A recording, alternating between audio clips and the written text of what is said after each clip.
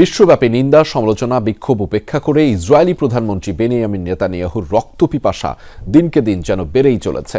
শিশু ও বেসামরিকদের মৃত্যুর মিছিল আর স্বজনদের আহাজারিতে গাজায় বাতাসে এখন শ্বাস নেওয়াও কঠিন। গাজায় রেড ক্রিসেন্টের আলোচিত 15 স্বাস্থ্যকর্মীকে নির্মমভাবে হত্যার দায় স্বীকার করেছে ইসরায়েল। গত 24 ঘণ্টায় নির্বিচার বোমাবর্ষণে মৃত্যু হয়েছে আরও 46 ফিলিস্তিনির। পৃথিবীর মানচিত্র থেকে গাজার অস্তিত্ব মুছে যাওয়া হয়তো আর কিছু সময়ের ব্যাপার। ইসরায়েলি বাহিনীর নৃশংসতার আরও একটি প্রমাণ। আলোচিত 15 ফিলিস্তিনি স্বাস্থ্যকর্মীকে নির্মমভাবে হত্যার ভিডিও প্রকাশিত হওয়ার পর থেকে সারা বিশ্বে চলছে নিন্দা সমালোচনার ঝড়। গেল 23 মার্চ রাফার কাছাকাছি স্থান থেকে নিখোঁজ হন ফিলিস্তিনি রেড ক্রিসেন্ট সোসাইটির 15 স্বাস্থ্যকর্মী। এক সপ্তাহের বেশি সময় পর তাদের মরদেহ উদ্ধার করা হয় গাজায় একটি গণকবর থেকে, যেখানে এক স্বাস্থ্যকর্মীর মোবাইল ফোনে পাওয়া যায় তাদের মৃত্যুর আগ মুহূর্তের দৃশ্য।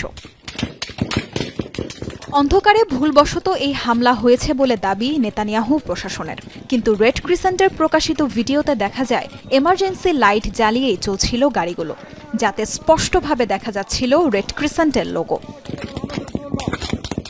ইতিহাসে নজিরবিহীন নৃশংসতার সাক্ষী গাজায় এমন হৃদয় বিদারক কাহিনীর গল্প যেন শেষ হবার নয়।